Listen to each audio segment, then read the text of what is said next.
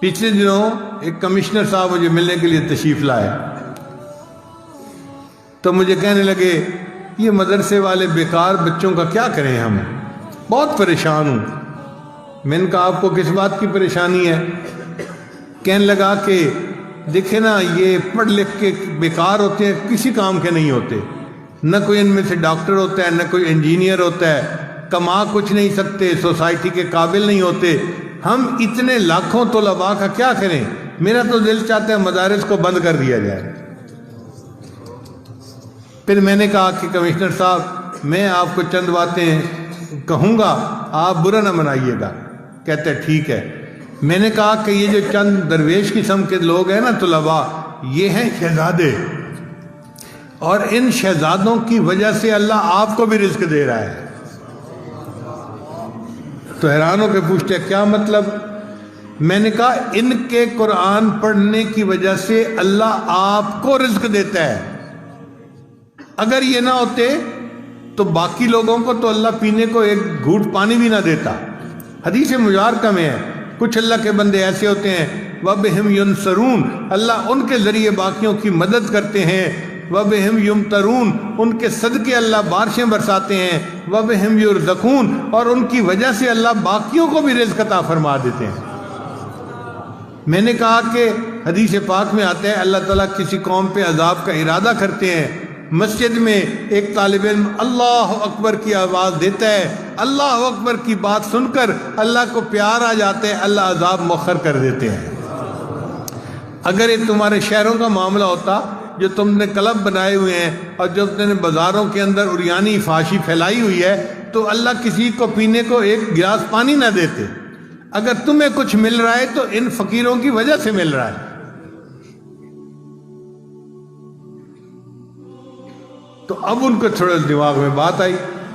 میں نے کہا کہ دیکھیں ہمارے پاس مثالیں ہیں کہ زیادہ کھا کے تو مر گئے، ایسی مثال کوئی نہیں کہ کوئی بھوکا مر گیا ہو۔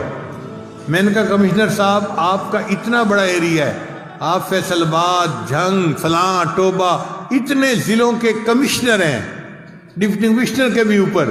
اب آپ مجھے بتائیے آپ نے کبھی سنا ہو کہ کوئی حافظ، کوئی مولوی بھوک پیاس سے مر گیا ہو؟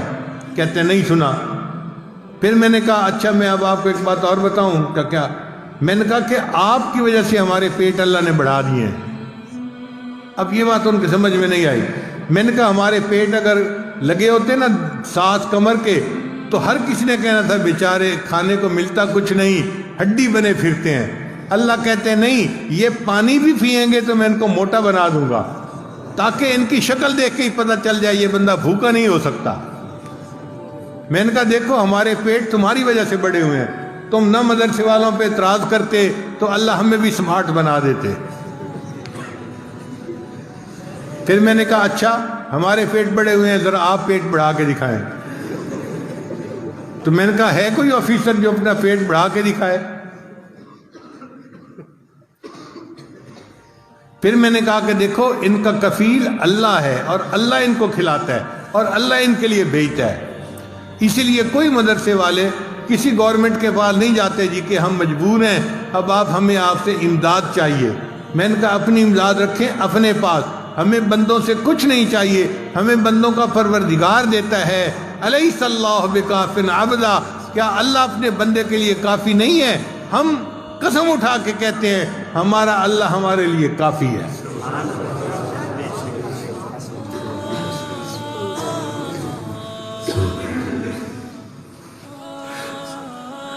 پھر مجھے کہنے لگے آپ تو لکھے پڑھے آدمی ہیں، آپ بھی مولیوں والی باتیں کر رہے ہیں۔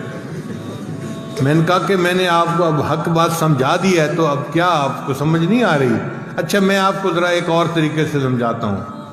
میں نے کہا دیکھیں ملک میں انڈسٹری کے گروپ ہوتے ہیں، یہ منشا گروپ آف انڈسٹریز ہے، یہ داؤد گروپ آف انڈسٹریز ہے، یہ کرسٹ گروپ آف انڈسٹریز ہے۔ کہنے لگے ہاں گروپ ہوتے ہیں۔ میں نے کہا یہ طلباء ہے نا، یہ پرل گروپ آف انڈسٹریز ہے، پرل کہتے ہیں موتی کو۔ کہنے لگا کیا مطلب؟ میں نے کہا آپ کی فیکٹریاں کوئی شوگر بناتی ہے، کوئی ٹیکسٹائل کے کپڑے بناتی ہے، کوئی لوہے کے پرزے بناتی ہے۔ یہ طلباء ایسی فیکٹری ہیں جو موتی بناتے ہیں۔ کہنے لگا جی وہ موتی کہاں جاتے ہیں؟ میں نے کہا وہ سارا ایکسپورٹ کا مال ہے، سارا ملک سے باہر چلا جاتا ہے، ملک والوں کو دیتے ہی نہیں ہیں۔ کہنے لگے آپ مذاق کر رہے ہیں پیر صاحب؟ میں نے کہا نہیں، میں مذاق نہیں کر رہا، میں حقیقت بات کر رہا ہوں۔ قسم اٹھا کے کہتا ہوں کہ عرش کے اوپر کے جہان کے لیے ندامت کے آنسو نہیں ہیں، وہاں نہیں ہوتے۔ اللہ کے پاس فرشتے ہیں، وہ عبادت گزار ہیں۔ وَمَنْ عِنْدَهُ لَا يَسْتَكْبِرُونَ عَنْ عِبَادَتِهِ وَلَا يَسْتَحْسِرُونَ يُسَبِّحُونَ اللَّيْلَ وَالنَّهَارَ لَا يَفْتُرُونَ۔ صبح و شام اللہ کی عبادت کرتے ہیں، اس میں کوئی افطار نہیں ہوتا، کوئی وقفہ نہیں آتا۔ عبادت بہت ہے عرش کے اوپر کے جہان کے لیے، مگر اس جہان میں ندامت کے آنسو نہیں ہیں۔ تو اس جہان کے لیے یہ امپورٹ کا مال ہے۔ اللہ نے فرشتوں کو متعین کیا ہوا ہے، جاؤ اگر تمہیں کہیں ندامت کے آنسو ملے نا تو اٹھا کے میرے پاس لے آنا۔ اس لیے ہمارے طلباء تہجد کے وقت اٹھتے ہیں، اللہ کے سامنے 2-4 آنسو بہا دیتے ہیں۔ یہ آنسو نہیں، یہ موتی کے قطرے ہوتے ہیں۔ یہ پرل فیکٹری ہے جو پرل بنا رہی ہوتی ہے۔ موتی سمجھ کے شان کریمی نے چن لیے، قطرے جو تھے میرے عرق انفعال کے۔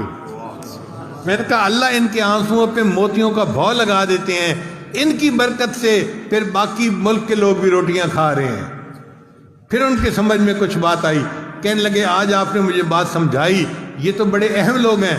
میں نے کہا ہاں، اب جو ہے نا جب کبھی آپ کسی کے بارے میں سنیں کہ یہ مدرسے کا طالب علم ہے، اس کو اپنے پاس بلایا کریں، اس کے ماتھے کا بوسہ لیا کریں۔ یہ وہ بچہ ہے جس کی وجہ سے تمہاری سیٹ بچی ہوئی ہے، تمہارا ملک بچا ہوا ہے، تمہارا ایمان بچا ہوا ہے، یہ تمہارا محسن ہے۔ تب اس کی سمجھ میں بات آئی، کہنے لگے آپ بات تو ٹھیک کر رہے ہیں۔ تو الحمدللہ کہ یہ متوکلین ہیں، اللہ ان کو خود رزق پہنچاتا ہے۔